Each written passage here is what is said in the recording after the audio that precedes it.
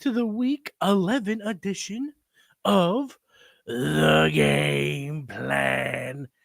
Oh, man, I cannot believe we are already here in Week 11. I mean, it's a little bit unbelievable to think that we're already here facing Week 11. Our seasons now they're hanging in the balance. Are we going to make the playoffs? Are we going to have to focus on 2025 and beyond? What the heck is going on? But we're here for the game plan. We're going to do a little ranking sock, of course. We got this week in WoRP, and then we're going to end it with the Kiwoom call of the week. I will say this at the top of the show, the tippity top. The Kiwoom calls of the week have been straight garbaggio. They have yet to even come close to hit. Matter of fact, they've been so bad that if I mention your player, well, then, you know I've just jinxed your player. So most of you out there are probably thinking to yourself, please, Kiwoom, hopefully he brings up one of my opponents. You know, I need this win. Hopefully he brings up the best player on my opponent's team because they've been absolutely terrible. But what hasn't been terrible is the love and the support from the crew. Dynasty Barry DB, what's going, everybody? Hello, Castle Black here. Happy Sunday. Let's do it. Cold World in the house. What's going on? Flowosaurus, hey, good morning to you. Happy Sunday. And, of course, the legend, Mr. Fizzle Dollars. Ooh, Fizz here doing a little what we call in the biz, a little foreshadowing. Matt B is in the chat. What's up? What's happening to you? Of course, if you have any lineup decisions, if you have anything that you want to bring up here, if you have any advice or whatever, you can throw it in the chat. We'll make sure that we get it going. Keep it going. Kiwoom, keep Russ's name out your mouth today, please and thanks. Send me a super chat, $5. I won't make him the Kiwoom call of the week. Just kidding, Flowsource. Just kidding. I'm also noticing that your boy's got a few stress pimps. It is a hard grind of the season. You know, I got some things popping up in my face. But we're the chat's flowing. Everyone's up. The vibes are high. We're very, very, very, very, very, very excited for that Week 11 madness. So, without further ado, folks, let's get into it.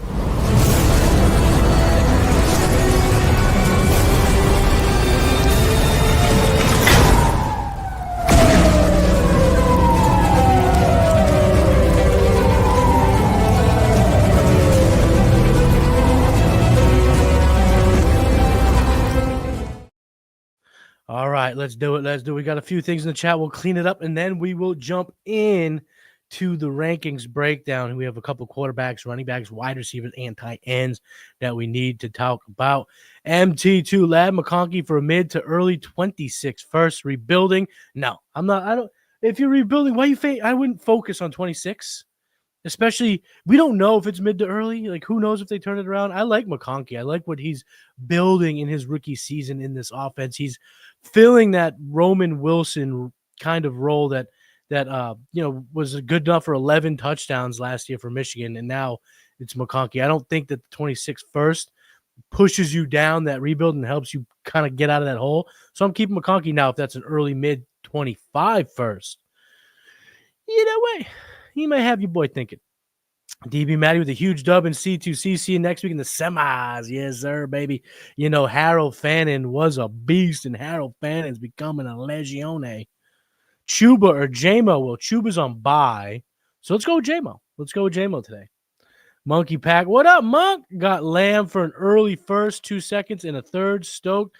Yep, that's good. That's good business. That's good business. I mean, a lot of people are panicking. I do have CeeDee Lamb in my home league, and I'm on the verge of panicking. I'm a contender, though. That's why I'm panicking. If I'm looking for, okay, it was Chubb or JMO. Okay. Well, let's look at the ranks here. So I do have Chubb pretty high, considering where he's been. I am at running back 24. But this week I'm also pretty high on JMO. I'm at wide receiver 29. I'm going to go with JMO here still, even though it's Chubb. I think that Chubb maybe gets a slight bump in a slight bump in opportunities, but Jameson against this Swiss cheese secondary, I mean, he might only need a couple catches and he might bring it to the house. So I'm going to go with JMO here. T-Rock in the house. Good morning. Speaking of T-Rock, make sure that if you guys are tuning in, tapping in right now, get those lineups. We're game planning in the win, but when you want to drive it home, head over back to the channel at noon for start or shit with T-Rock and Eric and everybody else that be hanging out. Thoughts on Cedric Tillman? I picked him up a few weeks ago. MT, I hate to do this to you, my friend, but you're going to have to stick around for one of the segments of today's show. I'm going to be diving in a little bit to Cedric Tillman. You're definitely going to want to stick around to check that out. 12-team Superflex, half-point PPR, start 10. Not contending this year, but expected to make the playoffs next year. Should I trade Estime and Jacoby Myers for Dak Prescott? Yeah, I would do that. Because we don't know what Estime is going to be next year. He may just be a flash in the pan. He doesn't have the draft capital to support or to fend off anyone that they could bring in. And I will say this as a more of an existential thought, a meta thought in terms of running backs. If you have a fringe running back and you're able to get what you believe is peak or 90, 85% of peak value, take it, because there is a great rewiring of the running back position coming in the 25 class. There's so many good running backs that we'll see round 5, round 6 guys in the NFL draft being able to carve out roles early. There's so much talent at that position. So I would do that. I'd go ahead and lock up Dak. Mr. Beer, what's up? Tim, start 12 team start 11 Superflex, half-point PPR, half-point TEP. Send a mid 25 first and Rice for Garrett Wilson. Hell yes. I'm doing this. I like Rice, but Rice ain't coming back till next year. There's the looming suspension, and we know that Garrett Dobbs is absolutely nasty. He's awesome. Plus, sounds like Aaron Rodgers is coming back. Don't know if that's good for the Jets or not, but it definitely seems like it's good business for Garrett Wilson. So, yeah, I'm making that trade. PPR, Pearsall, Worthy, or BTJ off to a bad start. Well, you had some Eagles, Anthony. I did as well. I would actually go with where are they in my ranks? So I want to make sure I have it. So I have Brian Thomas at 31. I have Ricky Pearsall at 32, but with the news that George Kittle is not going to play today, I think I would go Pearsall. I'm going to go Pearsall here. I'm going to go with a little bit of Pearsall action. As of now, you only have Knicks in May, so get it. Oh, okay. So adding Dak to this, I think, is a good process, especially with the depth of your starting lineup. Start 10, 12-teamer. You know, you talk about a lot of players that are in starting lineups. You want to make sure that you have 3 good quarterbacks in these type of formats. But if you want to really get the number, not just listen to stupid Kiwoom, get over to southharmonff.com, join and get access to all the tools there, because what we have is the WoRP Tool, but what we have part of the WoRP Tool is how to optimize rosters. And then given the size and status of your league, the settings of your league, it'll give you the optimal build for your roster. And you'll see for yourself, hey, do I need 3 quarterbacks or 2? My gut says you need 3, so yeah, I would definitely do it. Standard PPFD point per first down, Taysom Hill or Tucker Kraft? Give me Tucker Kraft. Am I really starting May over Stafford? I am. I have May at 15, Stafford at 19. My gut has been telling me all week that the Patriots cover. That number was 6.5 just a few days ago. It's down to 4. So everyone's bet that number down tremendously. I still like them to cover. I don't know if I like them to win outright, but I do think it's going to be tough sledding for the West Coast team. Come all the way east. It's a bit windy over here in Massachusetts. It's a beautiful day sun-wise, temperature-wise, but you got some gusts. It's going to be a little bit tougher, and I just think that the Patriots are playing their defense last week was strong. I know it's the Bears and the Rams are night and day potentially, but, you know, I do think that I would go with May here for sure. Good morning. What are your top 10 running backs rest of season? John, my top 10 rest of season. You can't put me in the spot like that. I don't know off the top of my head. I do know I like a lot. It's tough. This year is especially tough, too, because we were actually talking about it on the walkthrough, Cody and I. You look at our rankings just this week, and I think that's also reflective rest of season is I like my running backs through 25. Like through 25, I think I'm pretty strong. So you have to join South Harmon, join the Discord, get in the Patreon, become member to see those rest of season ranks. Castle Black contending team top 3 in the simulator. Another great tool at South Harmon FF is the simulator. So get over there and become a member. Sell Rashi Rice for Sutton and my choice of Jonnu or Javonte.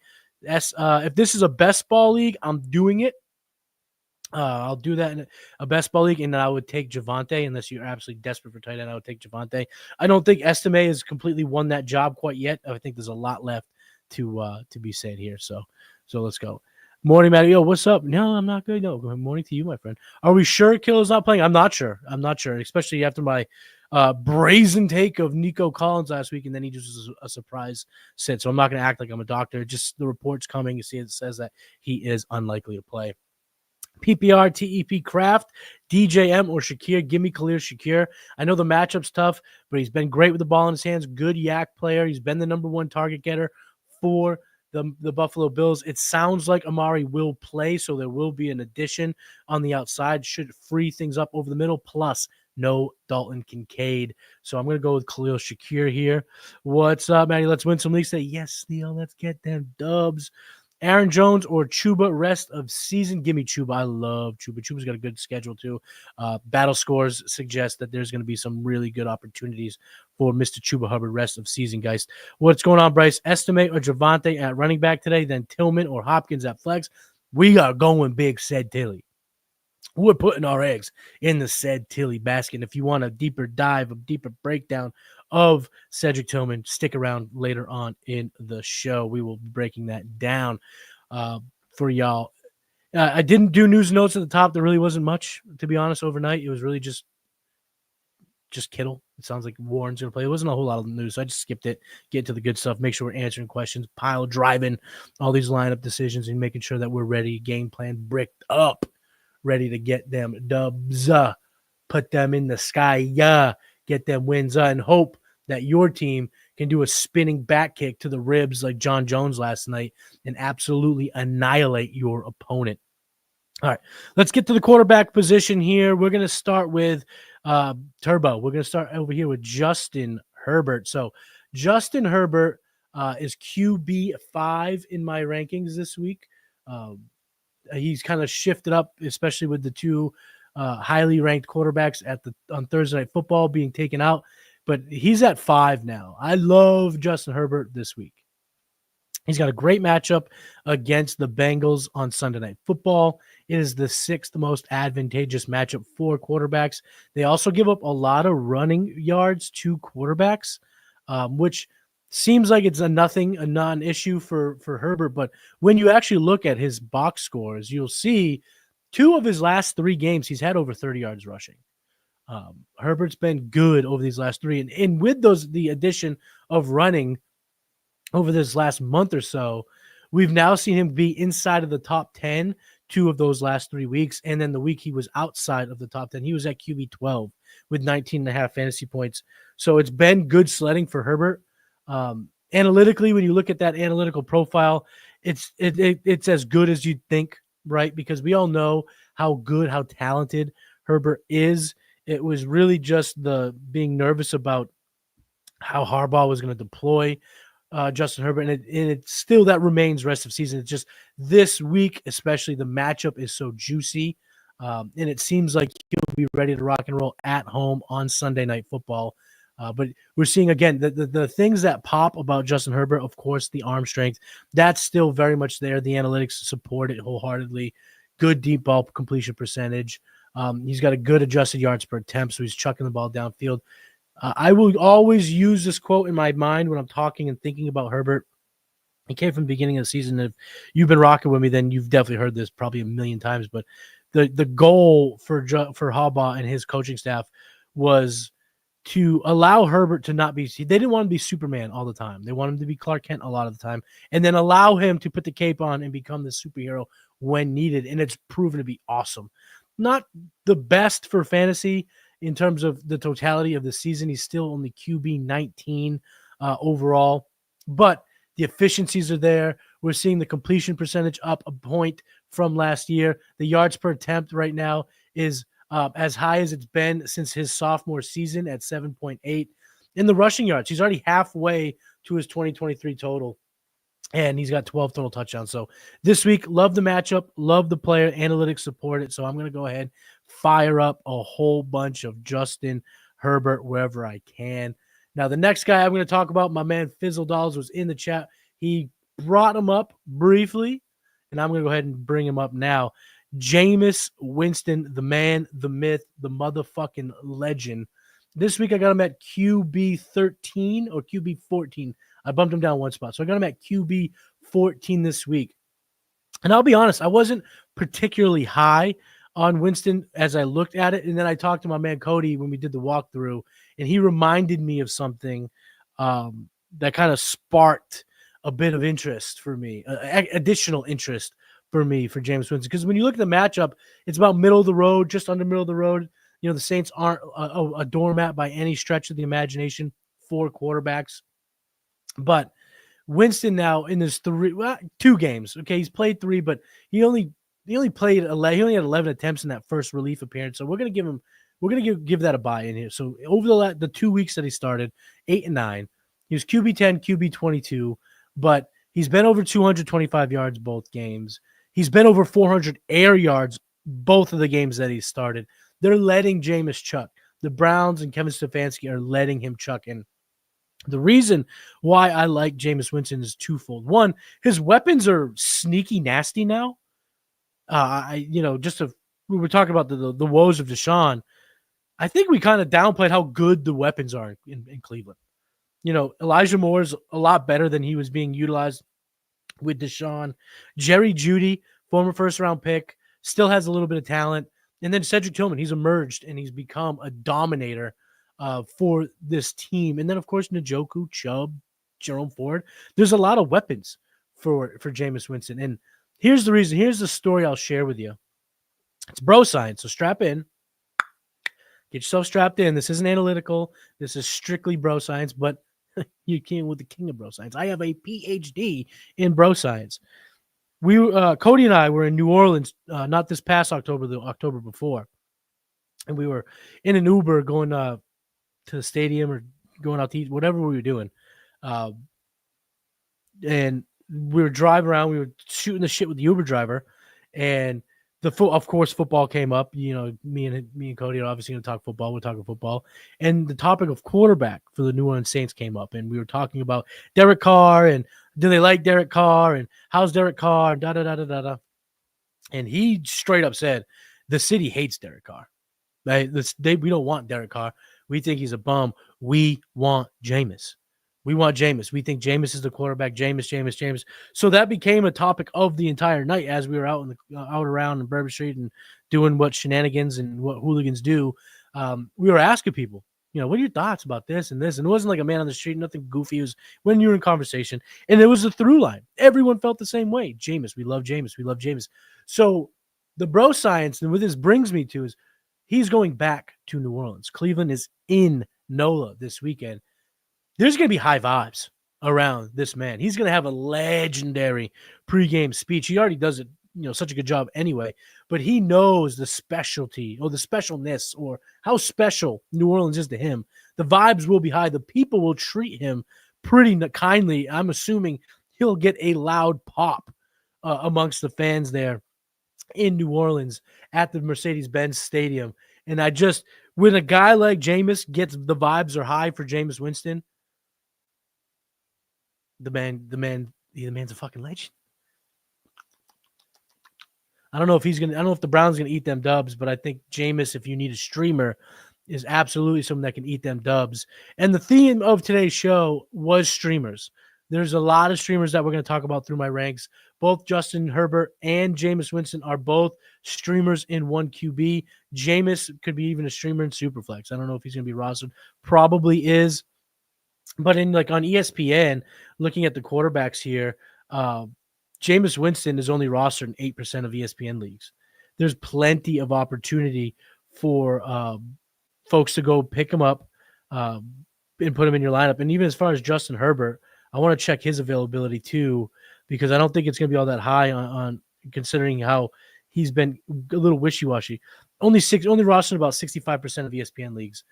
So he's still available. So one QB streamers, both of these quarterbacks, I think we got a chance to get some streamers going.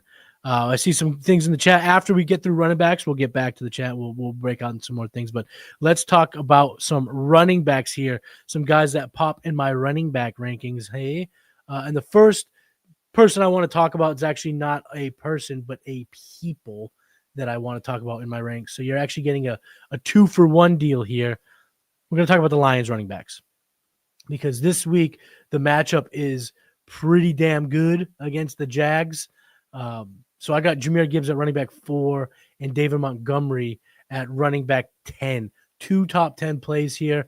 And the main reason is Dan Campbell, as much as he loves letting Ben Johnson get freak nasty and just kind of create these awesome plays, what really gets Dan Campbell's rocks off is the grit. It's the line it up, shove it down their throat, bully ball. And with this offensive line and with these 2 running backs, it's just become such a staple. It's become such a pleasure to watch and really just awesome to see. In between the 2 running backs, I mean, on the season, Montgomery is running back 14 on a points per game basis, and Gibbs is running back 7. Together, they have 16 total touchdowns between the 2. And of course, when you look at Jahmyr Gibbs' analytical profile, I mean, it's just awesome. Yards per touch, second in the league. He's been crazy explosive. He's always a threat to break one deep. We saw that 75-yard touchdown run just a couple weeks ago. He's scoring a lot of fantasy points per opportunity. It's awesome. And then David Montgomery, yeah, it's not as flashy when you look under the hood, but the guy can evade tackles. He makes people miss, and he is just a punishing back within the 5. Touchdowns are always on the table for this guy. And when you have an offensive line that allows you to get a 2-yard head start on the defensive line, man, it's very advantageous for these guys. And I love the matchup.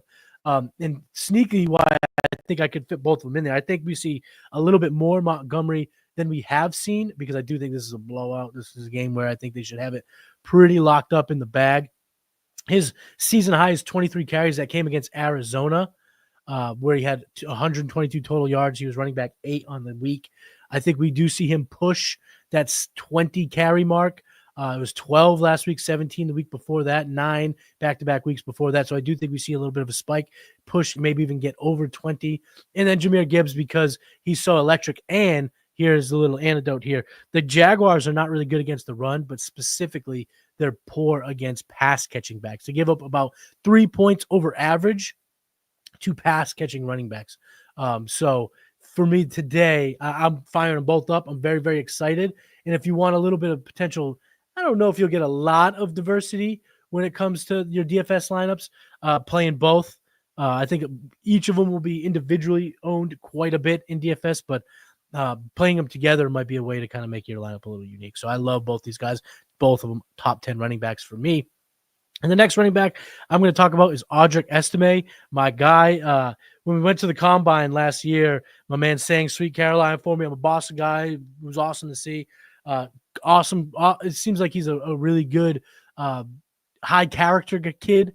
And it seems like, I'm going to say this one more time. It seems like Sean Payton is starting to pivot his running back opportunities in Estime's direction.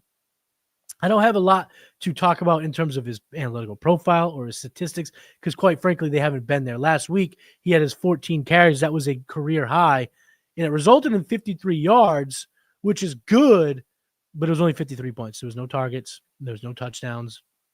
So it wasn't a good fantasy day. And I'm just not ready to anoint him as the running back 1 in Denver. And that's why I have him at running back 27 this week. Javonte right behind him, running back 28. So if I have Javonte and I've been playing him in my running back 2 slot, I'm going to go back to it. I'll be okay playing him again. I am not sold that Javonte lost his gig, because even the reports after the game, it sounded like Sean Payton was just, I went with the hot hand. Estime was running the ball well early, so we went back to it. We let it rock, let it ride out. So I got them both right outside RB2 range, but I'm playing both if I need an RB2. But if I have a Madison or a Dowdle, I would play those over the Denver backs. But if my RB2 decision is between one of the Denver guys, Estime or Javonte, or a guy like Gus Edwards or Dearness Johnson, or even worse, something maybe like a Roshan Johnson, yeah, I'm going to go with either Denver back. And then hopefully we get some answers this week. Hopefully we get some answers that Estime or Javonte is the running back going forward. I like Estime. I think he fits this team well, but he's really, I don't want to call him a clone of Javonte Williams, but holy shit, does he look like Javonte Williams? 5'11", 220, not particularly fast straight line speed, but got good burst. I mean, he looks like a carbon copy in like prospect profile wise, all that stuff of Javonte. So we've seen Javonte have success with Sean Payton with the Broncos. When it's Estime's turn, if we get the definitive answer, and it looks like 14-1, the split of carries looks like it did last week, we'll see Estime be a top 24 running back weekly, and Javonte will sink to where I have Jaleel McLaughlin, which is right around running back 45, running back 50, in that range. So we're looking for it. We're excited to see it happen, but I'm not ready to make a decision yet. So like I said, I got Estime at running back 27, Javonte at 28. I'm playing. I'm equally as optimistic or cautiously optimistic or maybe not optimistic at all. I feel the same about both. All right, let's get back into the chat and answer some questions before we talk about some wide receivers and tight ends for the day. Yeah, dude. Let me know, chat. Did you guys watch the UFC 309 last night? I thought that the two main events were awesome. Bo Nichols was victorious, but the guy's only had 7 professional fights, and now he's already fighting guys like Alan Craig, and Alan Craig was Paul Craig. I forgot his name. Alan Craig was a baseball player, I think. But yeah, that was awesome. And John Jones is the GOAT. John Jones is the GOAT. Come in, look like straight dad bod. It doesn't matter. He beat the living dog shit out of Stipe. I know Stipe is 42, but also in the chat, let me know what you think here. Would you rather be knocked out by John Jones with a punch to the head, or would you rather get that spinning back kick to the ribs? Because I think I'd rather get knocked out. I think I'd rather just get clocked, lights off, go to sleep, and instead of getting my ribs kicked into my back with a ridiculous spinning back kick. But yeah, that was an awesome fight last night. Bricked up. We are bricked up. Bricked. You torqued? I'm torqued. It's week 11. The vibes are high. Matchups are massive. This is that big time energy. This is that bricked up energy. Jacob Danley, what's up, Jacob? I'm happy you were able to tap in and hang out here on the game plan. Half point PPR, Jacoby Myers or Ladd McConkey. I do have McConkey ranked higher. They're in the same range. Myers at running receiver 20, Ladd at wide receiver 16, but the matchup is more advantageous for Ladd, so I'm going to go with Ladd here in hopes that he can get some of those big plays. He's also a little bit more, I don't want to say talented in this regard, but he has a better skill set that reflects big playability than Jacoby Myers. So given that it's half point PPR, I think that tilts it even more so in the Ladd McConkey area. Sleeper just dropped Kittle's projections to 0 for what it's worth. Yeah, it sounds like he's not going to play. He is my tight end too, but that is going to change drastically once I get the news, obviously. I mean, I'm not going to do it. Not crazy. Tough matchup to retain second place, Reed or Lamb. I'm going to go, man. I don't love the matchup for Reed. I don't love it. The defense has been good for the Bears, but have they quit? And Reed isn't going to see a lot of Jalen Johnson. They're going to use him in a way, but I'm still going to go. I'm going to go CD. I'm going to go CD, and Monkey, stick around because I'm going to dive a little bit more into the CD Lamb breakdown here in just a minute. How about who to pick to replace Kittle fast? Look to see if Dawson Knox is there. Look to see if Dawson Knox is available, but I'll talk a little bit more about Knox as we get into the tight ends because today's, like I said, the theme of today's game plan was streamers, 2 quarterback streamers, potential running back streamer and Estime who's available in a lot of shallow redraft leagues. And then at tight end, I got a guy that I'd like to talk about. I may have just given it away a second ago, but it's okay. It's okay. We're going to go. I like Dawson Knox there. Hawk, Njoku, Pollard, Dobbins got a bench 1. If it's no tight end premium, I'm benching Njoku. If there is tight end premium, I'm benching Pollard. Knocked out for sure. Hey, you rather get knocked out? I'd rather get knocked out. Yeah, me too. Definitely. The lasting pain of getting kicked in the ribs feels awful. And if you're a big MMA fan, I am. I love UFC. I love watching the combat sports. Typical Joe Rogan guy over here. I'm a Joe Rogan guy. But if you remember when Rashad Evans kneed Tito Ortiz in the chest, it would look like the most painful thing ever. I would much rather get knocked out than get brutalized in my body. No way. Hope you have a good fantasy week. What's up, Speckle Gay? Hey, thank you for being in the chat, brother. Thank you. Don't bring up Knox. I'm starting him over Kincaid. Let's go. Well, I'm going to be talking about Knox. I'm going to be talking about Knox, especially with no Kincaid here today. All right, let's move on to some wide receivers. I'm going to talk about the first wide receiver. I did give a quick teaser here, so let's bring him up. CeeDee Lamb. Where do you have CeeDee Lamb? What to think about CeeDee Lamb? How is CeeDee Lamb? I am obviously more nervous with the questionable tag. It seems as if Coach McCarthy's not worried. It seems like he will play. If you have decent options on Sunday, I'm not playing that game. I'm not going to wait because the backup plan, Jalen Tolbert or Jalen Brooks, they're not appealing enough to me. And on the Texans side of the ball, it's not like you can pivot to Tank Dell. Now, if you can, and you're in a shallow like redraft league and you have Tank Dell and Lamb, and you could play that back and forth, sure. That's something I might do. But I have seen, I ranked him at wide receiver 8.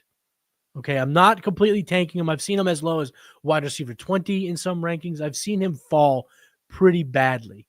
But I will say this, if it's between CeeDee Lamb, who's my wide receiver 8, but you also have DeAndre Hopkins, who's my wide receiver 27, I'd play Hopkins. I'd play Pearsall. I'd even think about Romeo Doubs, even though the gap is huge. It's just that you don't want to play that questionable game and have him scratch because the pivot is pretty shitty. The options are pretty terrible from Lamb to the next guy. And I don't know if the juice is worth the squeeze and the gamble's worth it with Lamb, unfortunately. And here's why. So the reason why I didn't tank him in my rankings, the reason why he's still a top 10 play for me is as follows. Last week with Cooper Rush, he did get 10 targets. He did see 2 red zone targets.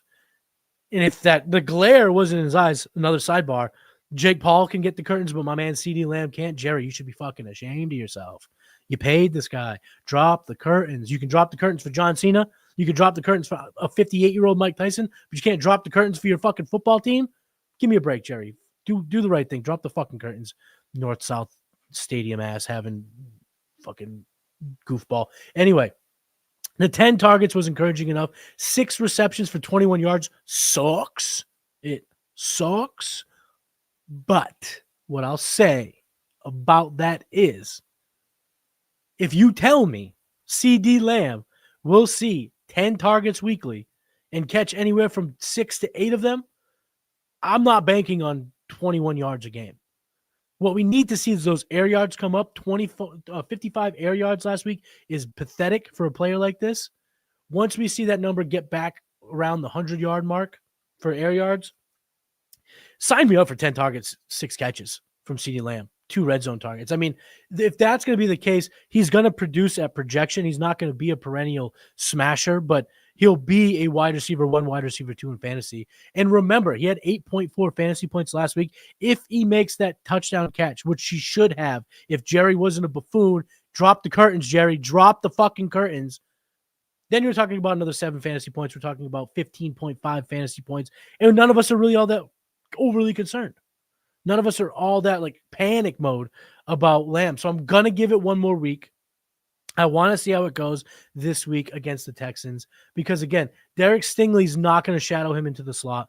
Derek Stingley's an outside cornerback, and he's really good. But even having said that, the Houston matchup is not that scary for opposing wide receivers. They're about middle of the road. They give up 3 points over the league average. So it's not like a death sentence for the pass catchers of the Cowboys. So as long as he's healthy, as long as he plays, and as long as Cooper Rush is the quarterback, I'm willing to give it that 1, maybe 2 weeks to see how it looks.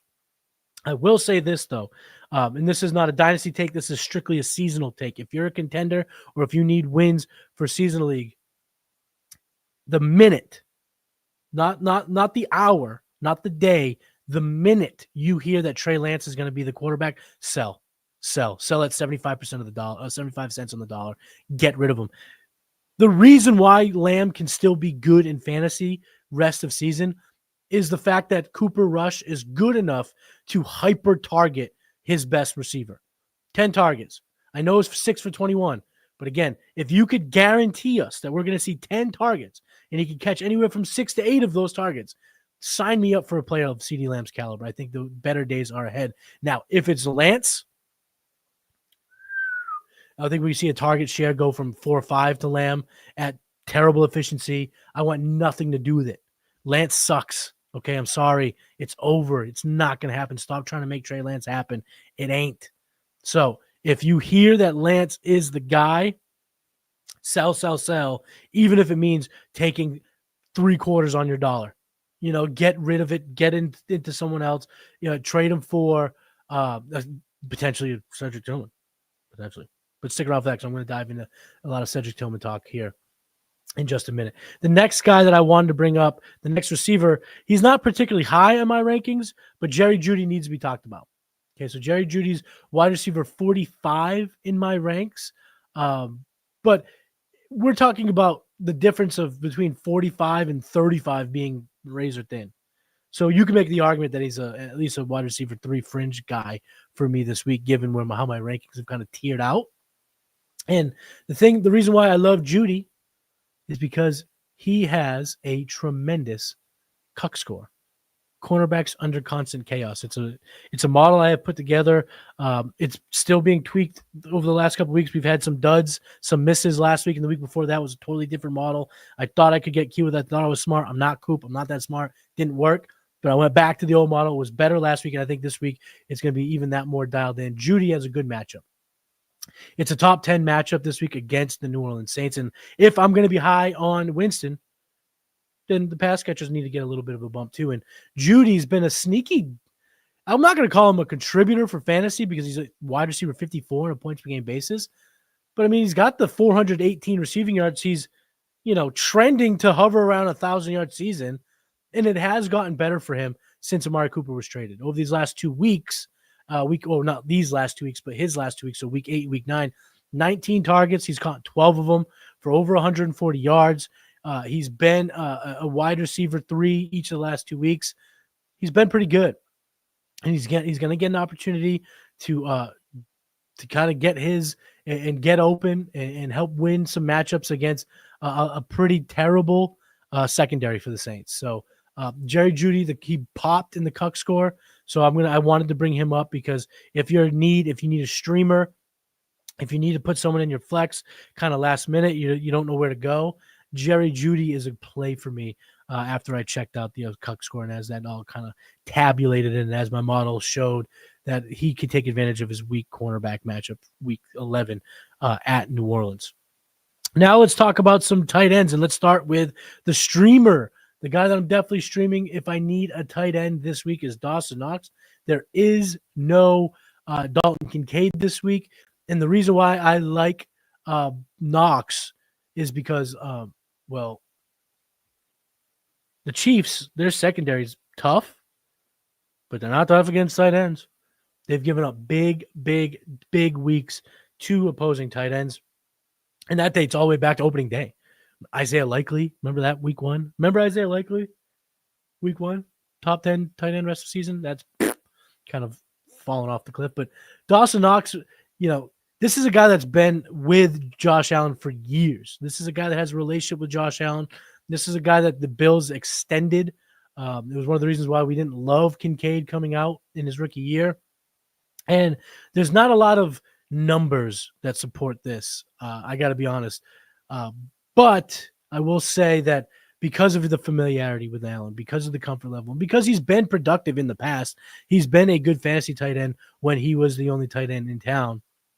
And now with no Dalton Kincaid and the super soft matchup against the Kansas City Chiefs, who are giving up the most points over league average to opposing tight ends, things will line up nicely for Knox. And quite frankly, I mean, when you just think of it from a game plan sense, pun very much intended, they got to stop, Allen, and they got to have a spy on Allen and make sure he doesn't go Superman, go Super Saiyan against them. They got to make sure that they have coverage on Amari Cooper because if he plays, he's ready to rock, and Amari Cooper is still awesome at getting open and awesome at terrorizing defenses. And then, of course, Khalil Shakir, who's made a big name for himself in this season and really going back over the last 18 months or so, he's been good for the Bills. And then, of course, James Cook. James Cook last year was a big difference maker in this matchup, catching passes over the middle. He was a big difference maker in this matchup. So they're, of course, going to have to kind of key in on him, kind of lock in, make sure that he's accounted for. And there it is. Dawson Knox just kind of left there on his own, left there at his own accord to kind of You know, if anyone's going to beat us, let it be Dawson Knox. Feels like a good motto for the Chiefs in trying to win. But for us in fantasy, we need to take advantage of that. So if we need a streamer, if you've been relying on Kittle, I would go with Dawson Knox. And if you want to know how confident I am, Dawson Knox, I am at tight end 10. So if you had your backup option was Pat Fryermuth, Will Dissly, give me Dawson Knox. I'm going to go with Dawson Knox this week as a top 10 play for the Buffalo Bills. The next tight end that I'm going to talk about here, and this will be the last guy we bring up for the rankings talk on today's episode, is TJ Hawkinson. It looks like when you look at his consensus ranks, folks are a little bit timid to put him back where he belongs. Not me. I put him right back, tight end 4 on the week. The matchup's not great for opposing tight ends. Tennessee has really been tough against tight ends, but they have to worry about Justin Jefferson and Jordan Addison and Aaron Jones. They can't focus on tight end. The byproduct of stopping tight ends, I highly doubt, from the Tennessee side of things, has been them focusing on stopping tight ends. But now, 2 weeks in, the first week back was a bit of a dud. Only 44% snap share. It was 5.7 fantasy points.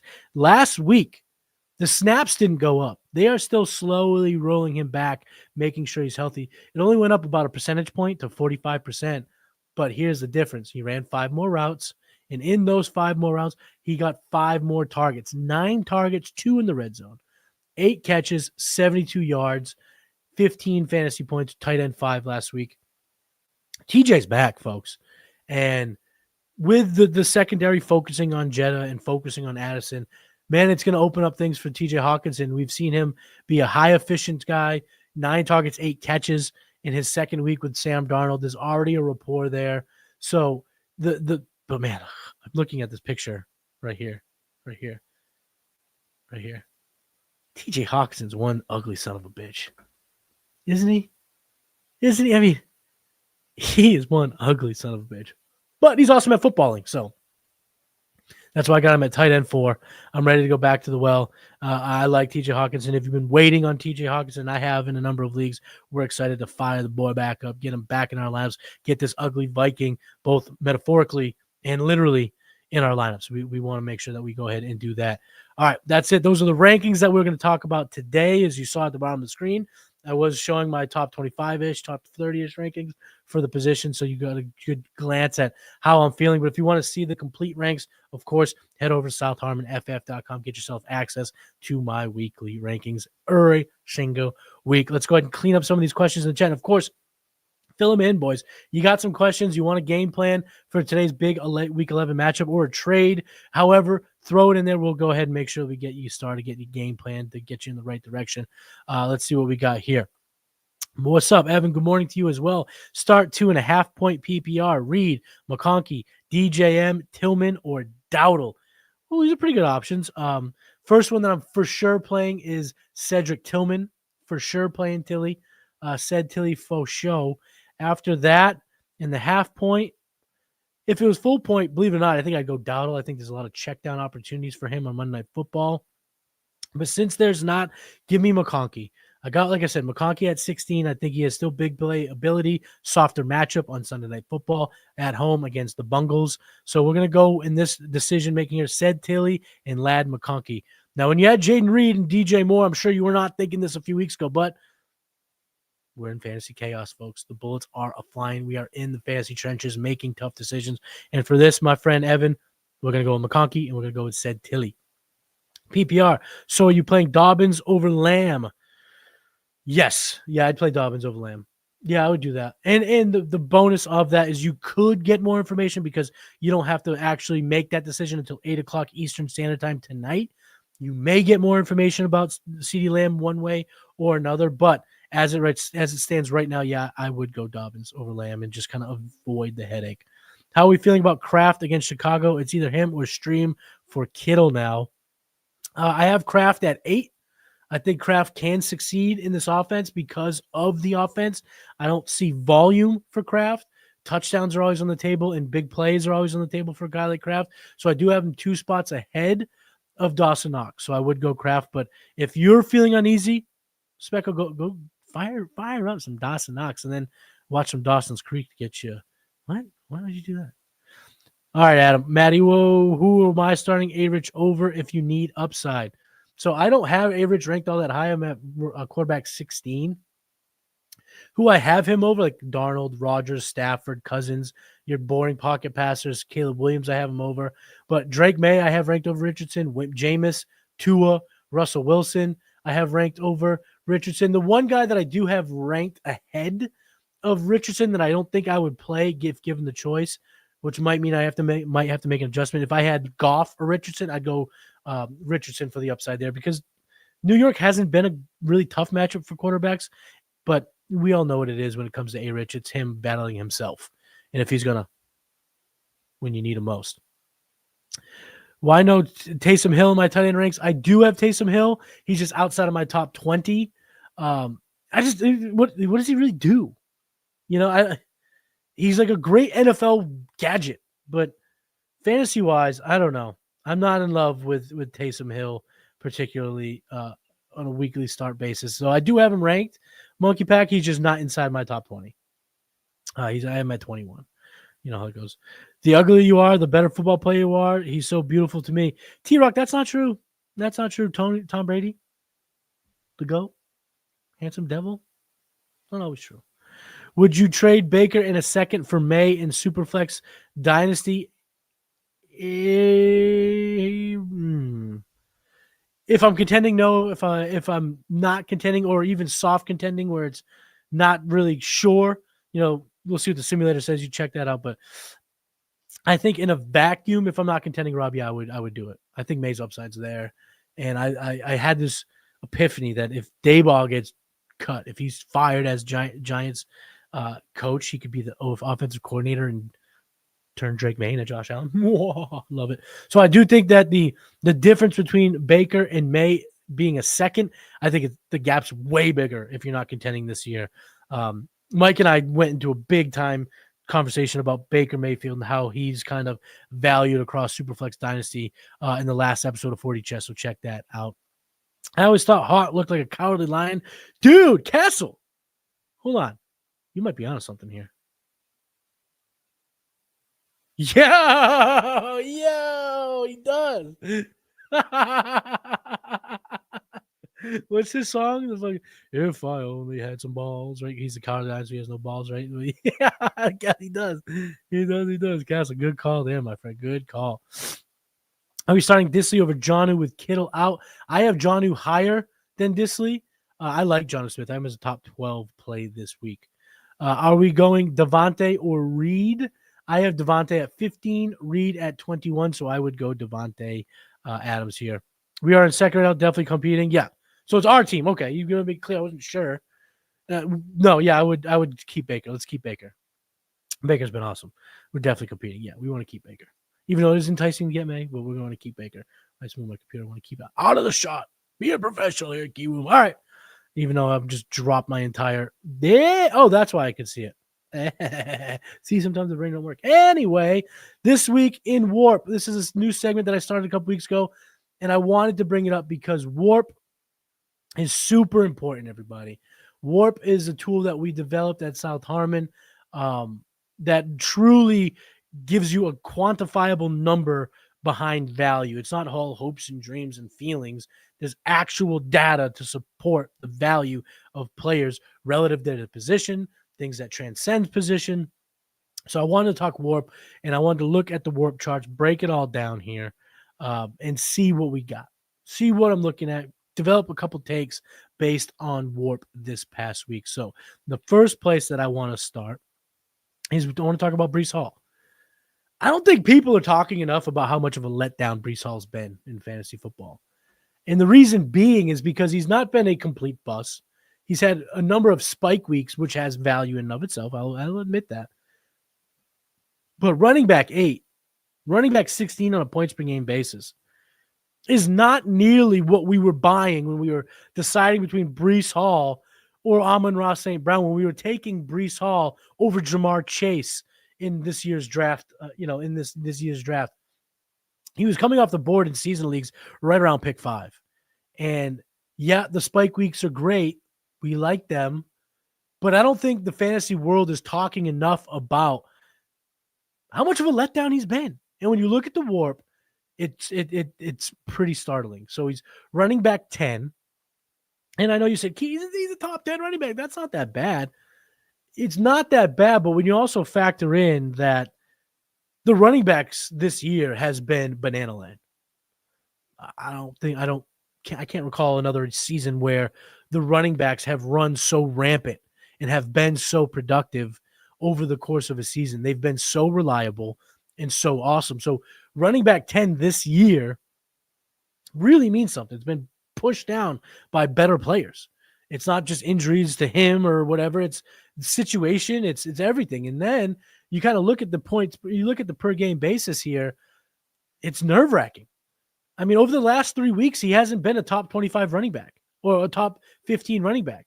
Last week, he was 12.3 fantasy points, running back 18. The week before that, 10.5 fantasy points. He's had these boop, boop, boop, boop, boop, boop type of season, and I hate that, especially if I was taking him in the beginning of the first round, pick 5, like I mentioned. So when you look at the WoRP, I think he highly suggests that this season he's been a bit of a letdown. I'm not ready to call him a bust because he hasn't sank rosters, but man, he's really not been the destroyer of worlds that we needed him to be when we took him in the top 5. So I think it's time to start being a little bit more cautious on how we proceed with Hall. If you're contending and you can tear down from Hall to another running back and get another position, I might do so. If I'm not contending and I want to sell Breece Hall for a treasure trove of picks and players, this is something I might explore, something I didn't think I would until I looked really into the WoRP this week. So I definitely need to bring that up. Now, if you've waited around, MT, I hope you waited around because it's now time to talk about Ced Tilley. And this is what I need to talk about, Ced Tilley. Cedric Tillman might be a destroyer. Cedric Tilley might be an absolute monster in fantasy football. When you look at his overall WoRP, of course, it's deflated quite a bit. It's outside of the top 100 because he took, most of the season to come to fruition. It wasn't until after the Amari Cooper trade that we've seen him get on the field. We didn't see him have a snap share over 40% until week 7. And since then, it's been 81.9%. We've seen him go 90%. And then last week, or week 9, 96.2% snap share. But what is encouraging is when you look at the WoRP per game, you look at the wins over replacement on a per game basis, because of course we have to look at it that way when he doesn't have the overwhelming starts. He's a top 20 overall player, not top 20 receiver, a top 20 overall player in fantasy football in terms of his WoRP, in terms of his value. That makes him on par on a per game basis with guys like Justin Jefferson, Jahmyr Gibbs, A.J. Brown, and Baker Mayfield. Let that sink in. And during these 3 games in which he's been on the field for more than 40% of snaps, and he's been way over that. We're not looking at 40% of snaps anymore. We're looking at 85, 90 per week. This is a guy who is emerging as a wide receiver 1 for his new team, not his new team, his new situation on his team. A top 20 overall player for Cedric Tillman. And again, you look at the analytical profile, there's really not a lot to sink your teeth into. It hasn't really saturated yet because he's only played in the 3 games, but he's getting some deep targets. He's showing tremendous body control. And he's a bit of an older prospect. He's 24 and a half. He came out of Tennessee a little bit late, so the maturity's there. And this week, the matchup. Oh, I love the matchup. Top 10 matchup. The Saints give about 5 points more than league average to wide receivers. I have him at wide receiver 13. And that's where he'll probably stay. I've been trying to get him everywhere. It's been freaking tough to get him in many situations here. I'm hoping for a dud. But secretly hoping for a dud so I can make trades for him. But I'm not predicting it. I think Cedric Tillman is an absolute beast for fantasy football. And the last player that really popped here when I was talking to WoRP, when I'm looking at the player and how valuable he's been this season, is Joe Mixon. Joe Mixon, folks. I mean, Joe Mixon has been so much better than advertised. I don't think people realize how awesome he's been in fantasy football. He's running back 5 in WoRP, So the 5th most valuable running back, but he's the 7th most overall, or the 7th highest valued player in 1QB leagues. He's 7th highest valued in 1QB leagues. He's been a top 10 player in terms of his wins over replacement. And I know he missed a couple games, but we're talking about on a points per game basis, 21 points on a per game basis. Holy. He's running back 2 on a per game basis. Then when you look at the analytical profile, it's not great. It doesn't pop, but it never has. It never has. If you've known Joe Mixon throughout his years for Cincinnati, he's never been analytics god. He's never been one of those guys that goes, oh, baby, look at this. His juke rate's high. Oh, my God, he's missing a lot of tackles. Oh, baby. But what he is, he's good enough at making people miss. We see a lot, about 5 evaded tackles per game. He's good. He's evasive. He's explosive. He can create breakaway runs, but he's so dynamic in the passing game. He's got an 11% target share, which is 13th amongst qualified running backs. And I do think we see that number go up to about 14% over the course of the season because we've now seen those targets go up. Since week 8, he's had 10 total targets, and that includes a straight 0 target game against the Jets. But that Thursday Night Football game was a complete train wreck for that offense. So if you want to throw it out, fine. If you don't, that's fine as well. But the targets are there. The opportunities are there. He's got one of the highest opportunity shares in the entire NFL. Dameon Pierce ain't coming for nothing. Nobody's coming for fantasy points. It's the Joe Mo show, the Joe Mixon show. And at 28 years old, can we expect this for years? I don't know, but I know we can expect the rest of the season. And the WoRP suggests it. How valuable he's been, how good he's been when it comes to WoRP has been absolutely jarring. And Joe Mixon is a beast for fantasy football. Any more questions in the chat here? Let's check it through. We just got a few more. Then we're going to go with the Kiwoom call of the week, and then I will bid you a farewell here for week 11. With Kittle not playing, would you trust Pearsall over Waddle? Brother? Even when I had George Kittle in my rankings, I had Pearsall one spot ahead of Waddle. I'd play Pearsall over Waddle now, especially with no Kittle. Waddle is continuously finishing as wide receiver 35, so I said, fuck it. He's going to be my wide receiver 33 this week in my ranks. If you're not going to produce, you got Tua back, you got Tyreek Hill back. Like, what are you doing? He's not, whatever it is, he's still Waddle. He can still absolutely smash potentially, but even matchup-wise, the matchup for Waddle's not great. Vegas, believe it or not, they don't have the names in terms of the players in their secondary that make you worried. But when you look at how many fantasy points they're giving to opposing wide receivers, it's not great. And the thing I like about Pearsall is they showed the ability to move them kind of inside, outside. They moved them around the formation. And what again, bro science, baby, fired up. When they needed completions, when they needed to win that game, Purdy went to him twice on that final drive. Those are the things that don't pop up in the box score that if you watch the game, you get a feel for it and you understand how important that is. When the game was on the line, Purdy, who was very smart with the football, went to Ricky Pearsall not once but twice on that final drive for big-time conversions, big-time plays that led to a big-time win. And those are the type of things that we can really sink our teeth into. So I would play Pearsall over Waddle this week. What's going on, Armando? Would you start the flex Pierce, MVS, Jay Hill, Justice Hill, Juju Smith-Schuster, Kayshon Boutte? Let's go back to the MVS well. I'd go back to Marquez Valdez-Scantling. When we're talking this low here, I would go a little bit with that MVS flow. Lamar versus Steelers defense or Goss for Jacksonville? I'd go. I don't love Goff this week. I'm at QB 11. I understand the matchup's not tough. It's not as tough as Pittsburgh, but Lamar's having an MVP season, and if he wants to put a cap on that MVP season in the AFC North, I mean, this is a battle for first place. This is a battle to solidify his spot atop the MVP conversations. I'm going with Lamar. I'm not getting cute. I'm going with Lamar. This is Baker's year. It is. It is Baker's year. Enjoy Puerto Rico, Bev. That's it. That's going to be the show. One last thing before I say goodbye. The Kiwoom call of the week. Again, I'm sorry. I'm going to do it, but this is the week I get it right. This is not a curse. The Kiwoom call is not a curse. It's not. And this week it comes to fruition. And I'm going to say it. This week's Kiwoom Call of the Week, Cedric Tillman goes for over 150 receiving yards and scores a touchdown. The targets have been there. The plays have been there. The air yards have been there. This week, it all culminates into a massive week for Cedric Tillman. Cedric Tillman goes over 150 receiving yards and scores a tutty, baby. Let's rock and roll. Let's get it, baby. Let anything in the chat. Hit the likes, you ugly bastards. Hit them likes, baby. Let's get them likes up. Thank you guys so much. Tuning in, tapping in, hanging out with your boy Sunday morning for the game plan. Let's get it right. Let's get CT time.